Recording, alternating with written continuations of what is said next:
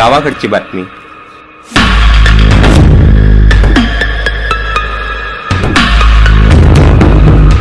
जिथे गाव तिथे आम्ही. गावाकडची बातमी. सर, मी एक डॉक्टर आहे आणि मला माहिती आहे की बाहेर राहून जे आम्हाला ड्युटी करावी लागते त्यात आम्हाला कितीतरी प्रॉब्लेम फेस करावे लागतात. आज कलकत्त्याच्या ज्या मुलीसोबत ही घटना घडली आहे ती इतकी घृणास्पद आहे की आमच्या अंगाला इथे राहून काटा येतो आहे.